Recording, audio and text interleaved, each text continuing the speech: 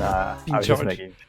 I was just making sure we remembered that. 'Cause I remember the first time I ever did a VOD review on Q, we forgot to do that, so everyone was just at different times. Ooh, okay.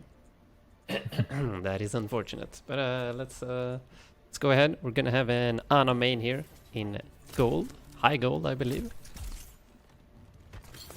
Let's see what kind of team comp we're gonna deal with.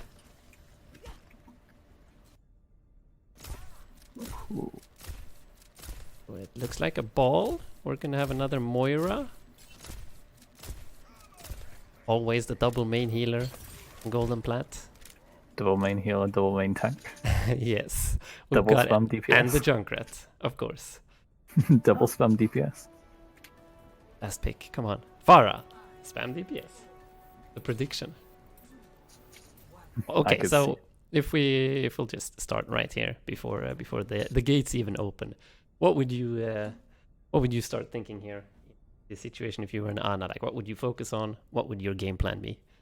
Well, I'd mainly be thinking how you can how you want your team to be playing. Like maybe it's harder in ranked to get communication going, but in your head you can kind of think how should my team be playing, and then as such, how can I play around that? Because when you're playing Ana, you're often looking around three major parts of her play: her healing output, her healing denial, and her kind of offensive capabilities, if you will, in the Nana Boost, Sleep Dart, and just the damage she can put out as well. So mainly how predicting how the team would play, and then how you can set yourself up with sightlines and positioning to best, boost your team's value that way.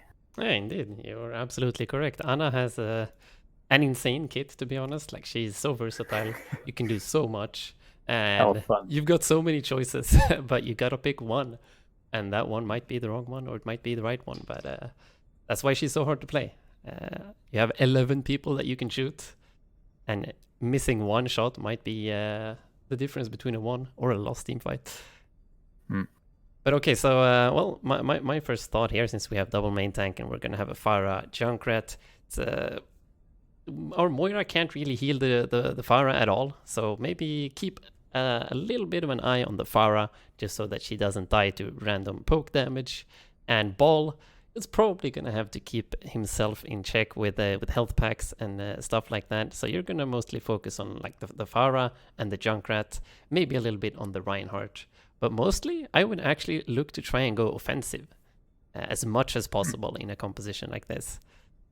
Another thing I'd consider early on is just in general, like not even just in this composition, but do you have a key nano boost target, or is it going to merely kind of spread?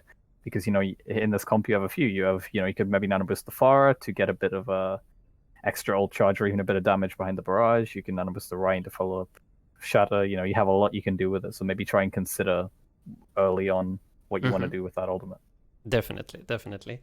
Nano boosting is definitely something you gotta talk about beforehand, and also remind your teammates when you do have it. Tell them a little bit beforehand so you don't suddenly surprise them with a nano, and they usually end up overextending with it. But okay, let's see what happens, and let's see what the enemy team plays if this changes anything.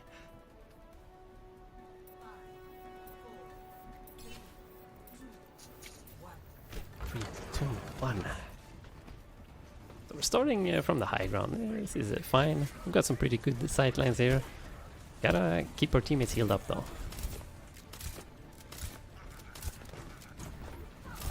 There we go. Let's go.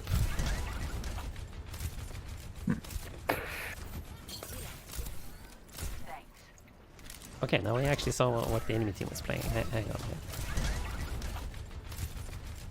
One thing as well that I just kind of noticed, would like to mention, is just that positioning that he has there. Yes. It's good until they get past the bridge. So I like that he's kind of held back. I see so many Anas just jumping off the high ground straight away, pushing in with their team. But this is just kind of a little hunch. But his kind of the way he's flicking back and forth between his very, very back line, front line, I think he may seemed to have a little bit of trouble with, does he aim more at the back line or front line? Because, you saw them lose somebody early, so may just be one-off, but it could also, lead into something later on. Yeah, and that's also something that will, like, if you think about the things we just talked about at the start, like Moira, the only person that she can actually heal well is these two characters. So the Ana in this case is going to have to focus a bit more on like these three, and also keeping the Moira alive, of course. So not focusing that much on the Reinhardt. She even used the nade on the Reinhardt when he was almost like 80% HP. So a little bit too much focus on the Rein. Yes, usually Anas are those tank healers that just allow their tanks to go crazy.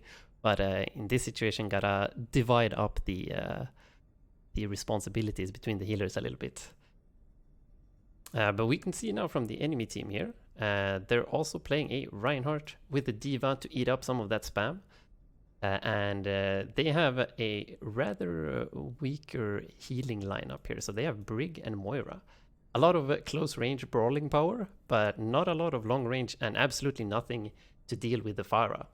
But already right here, we should be looking to enable our Pharah as much as possible. Keep her healed up, talk to her, tell her when you have a line of sights on her, and when you can allow her to be a little bit more aggressive. And we should be pretty fine as well as Ana, since they don't really have any flankers or anything that we need to care too much about. Maybe watch out for Hanzo sightlines so we don't get one shot by some kind of a loose arrow. That was probably my thoughts. Do you have anything to add? I mean, the D.Va just provides a bit of an annoyance for you, but if you can play around Matrix, you should be fine. Yeah, that's definitely true. Gotta watch out with the sleep darts and the nades when she has defense matrix up. Okay, let's take a look.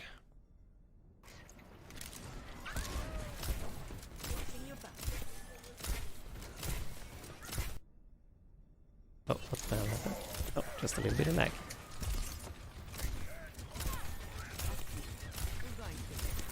Yeah, so already we're seeing a very heavy focus towards the tanks. Indeed. The Pharah, unfortunately, got poked down.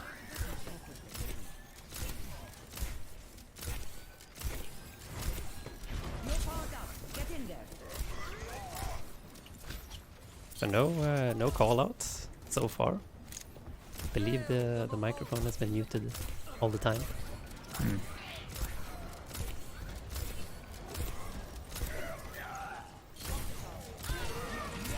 Unfortunate. Yeah, this is a little bit of the a lot of healers in like Golden and Plat suffer from this. They focus so much on just healing that the game ends up becoming largely in the hands of your teammates. You're not really applying any value of your own to the team fights. Yeah. Now we're pushing up. It's looking pretty good. Oh, we have a Reaper now instead of the Pharah, so a little bit easier to heal up. Oh, that was a really nice leap. Yeah. Hanzo behind. Oh, nice call. Finally. Yeah, I was just thinking that in general with Ana, I personally consider her the second most communication intensive healer. Just because, you've got to call out your sleeps, you've got to call out your antis, got to call out your nanos. There's a lot to call out. Indeed.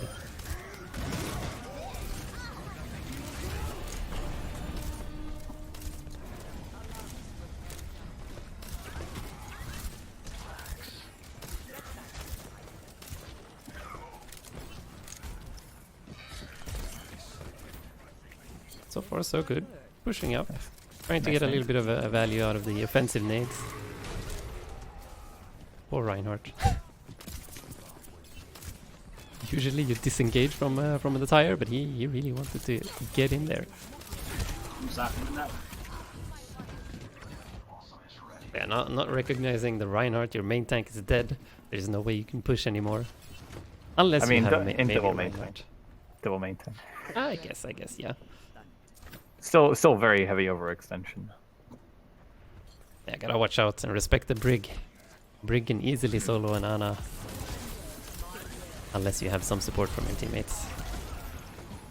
In fact, on the back of that, next time we pause, I'll go. I have something I kind of want to mention. Okay. You can pause whenever you want. If you have anything you want to add. I'll let it build up a bit. Okay. Because I'm slowly building ideas in my head.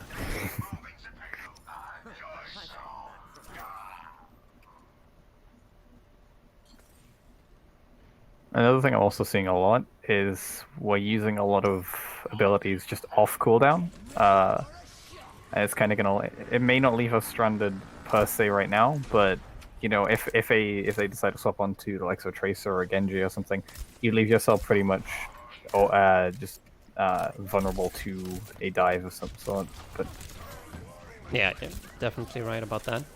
So just try to consider like if you're gonna need your cooldowns in the next 10 or so seconds, or however long the cooldown is. And we're going for a lot of these sleeps or long range sleeps that they hit, but nothing really comes out of it. You gotta try and hit those sleep darts when you have like teammates nearby that can actually follow up on it. Oh shit. Oh no.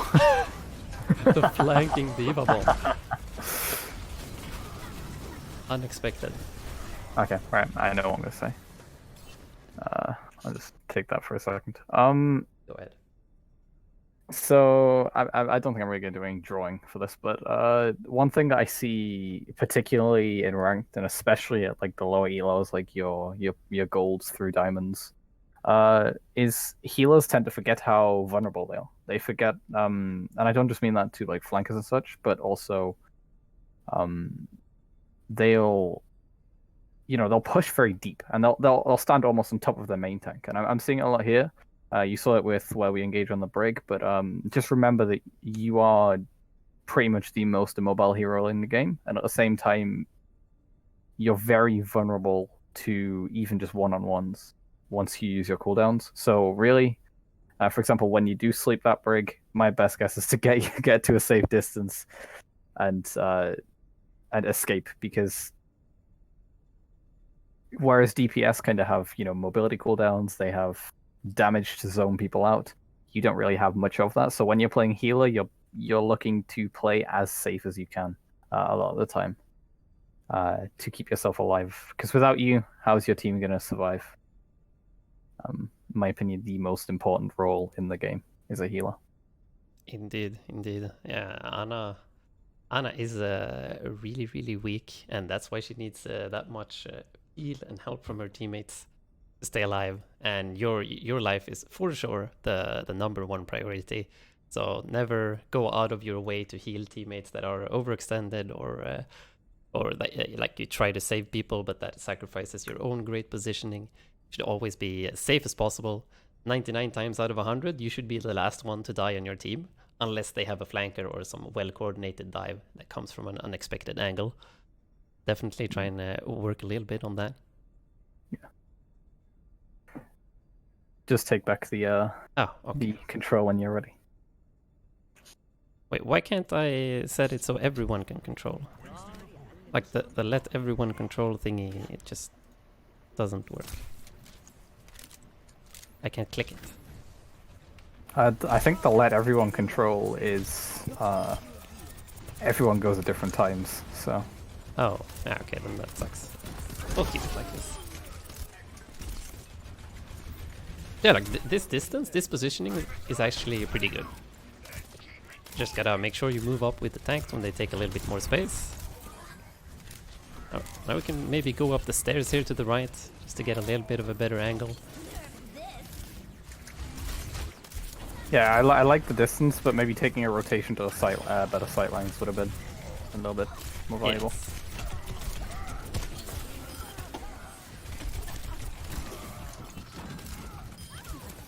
Yes. Nice nade. Yeah, I really like the patience on that nade, because there was a very good opportunity for an offensive nade, but he saved it, and he used it defensively when the D.Va died him. So yeah, I liked it. For sure.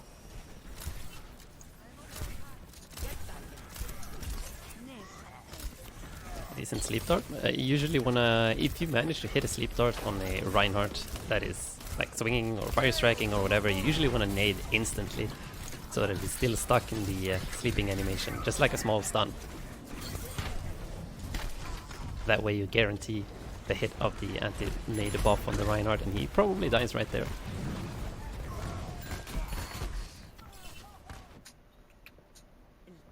But oof, now they really have a good composition against your tanks. Reaper and Brig. Really annoying for Reinhardts and balls to deal with. I've been talking with my mic muted. Oh. What did you say? I was just saying off the back of you saying, well, not that, it was in the same fight that you were saying about, like, instantly nading the Rhine. Yeah. That death is kind of like what I was saying, though, about, like, being a bit careful of, you know, not going too deep, and knowing your own mortality is probably the best way to describe it. Yeah, indeed. Definitely didn't need to move that far up. Did a long range leap, long range nade, and then keep standing far away, just like this. Like, this distance is really good. Yeah. Nice leap dart. That's a dead Hanzo. If you're on the high ground above on the bridge there, maybe even better. Depending.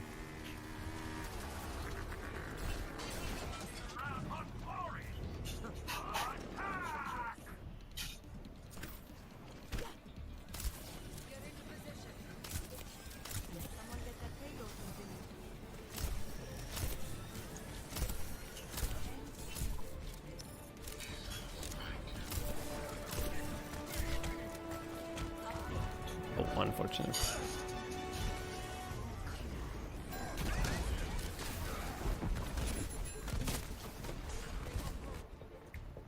I wasn't cut out for retirement anyways. Nano boost almost ready. Helden sterben nicht.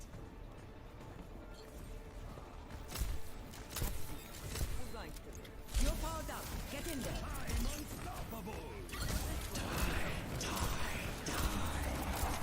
Oh, we got another Reaper ult already. Yeah, he farmed their front line. Oh yeah, for sure. So far, like the biggest gameplay errors that are happening are like moving in a little bit too far when going aggressive. Maybe working in a little bit of a quick scopes into your shots.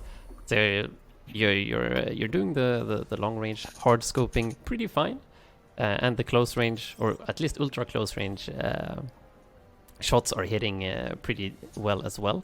But during the mid range, when you try to hit unscoped shots, they usually miss, and that's not really on you. It's very hard to hit those, and usually what people do to alleviate this is quick scoping. So working that in a little bit in your mid-range healing rotation. Another thing as well. I want to see more high ground taken. Like, yes, we were saying to kind of keep your distance, but having that high ground just gives you maybe a better angle for nades over the Reinhardt shield. It gives you a better kind of view overall of the battlefield. So, you know, maybe just playing more high ground rather than hugging your front line is gonna. You know, it was like I said at the start, where you know, as long as you're keeping the sight lines, the high grounds are safer, and they're just overall going to give you a better view of what you're doing. And like all heroes that don't have vertical mobility or like very long range, like the sniper characters, can't really touch you, and they have to go through extra steps to either force you out of the position or just totally ignore you, which gives you free healing, free line of sights. Yep. This position is kind of fine, just gotta be really scared about the left flank. If they have Hanzo or Widowmaker coming in from the left, you are dead right now. Yeah, this is where a lot of teams, even at like the Eli coach and stuff, will play their honor just in this main courtyard. Yep. Hanzo behind. So yeah, so far only enemy positional calls. Not really a lot of, and well, sleep dart calls, I guess, also. Yep. And we haven't really been telling people we're gonna nano them, or talking to our teammates about pushing in or moving back, depending on how the team fight is looking. That's also something that supports can try to work into their comms a little bit, because you've got a really good view over the team fight. Like, you see all of your teammates, you see what cooldowns are being used, you see all of the enemies approaching. You usually have a pretty good grasp of what's going on. I'd also say we haven't seen many kind of uses of the nade on his team. That's true.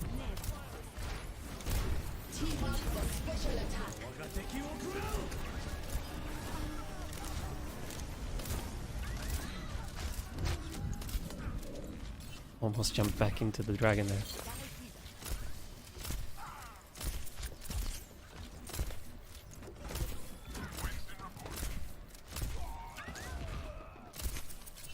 But now it's definitely time. Get out! Run!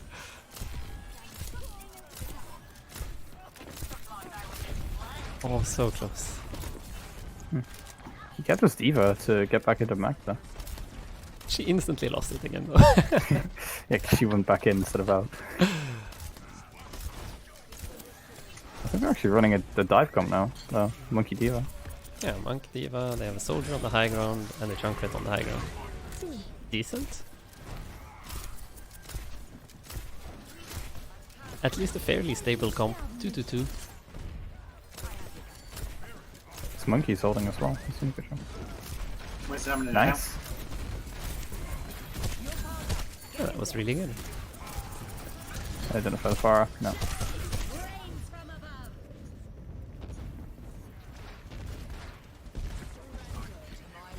One thing I've kind of been thinking about this whole map is I feel like he's going for too many flicks rather than just maybe lining up shots. I know Ana does have quite a fast fire rate, but flicking just provides a much, bigger margin for error in terms of missing shots. So I would probably recommend, if you are missing a lot of shots, just try and line up shots a bit more. Take your time. Yep. Flicks look cool, but they're not any better practically.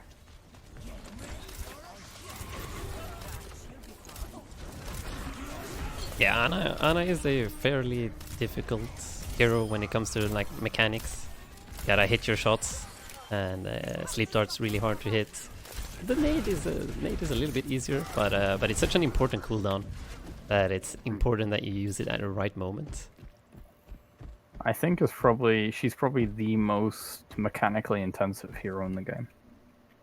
Because you're not only aiming projectile and hit scan, but you also have very tight cooldown management really needed to get the best value. So yeah, indeed.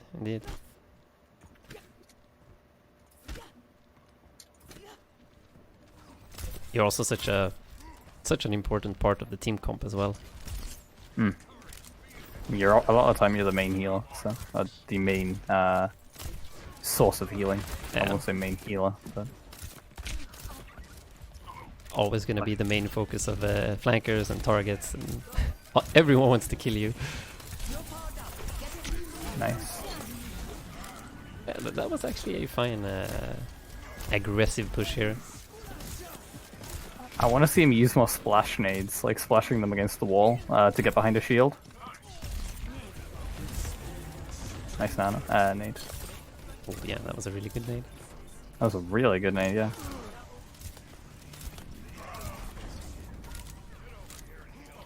We do have the soldier to go with the nano visor, so we could try to combo that as well. We've mostly used like defensive nades so far, defensive reactive nades to like save our tanks, but not really any aggressive ones. I'm just gonna quickly respond to someone in chat because when I said about the intensive mechanical point. Oh, okay, yeah, sure. The reason I consider Ana more than Tracer is just because she has more going on. You're not only aiming two different styles, but at the same time, like all of her cooldowns could kill your entire team. So that's why I consider them, because it's not just you that's gonna die because of it. It's your entire team that can die.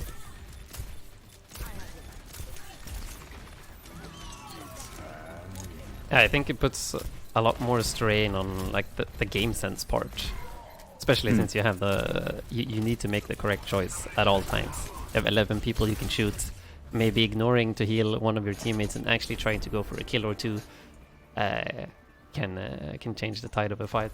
And having that presence of mind in a chaotic team fight where everybody relies on you, it's really difficult. Really difficult. Puts a lot of pressure on you mentally as well.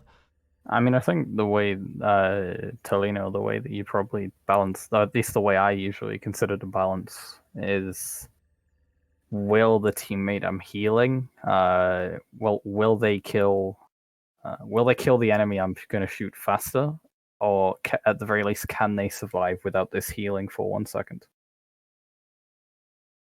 Yeah, definitely. So what if we would summarize this for Lumen here?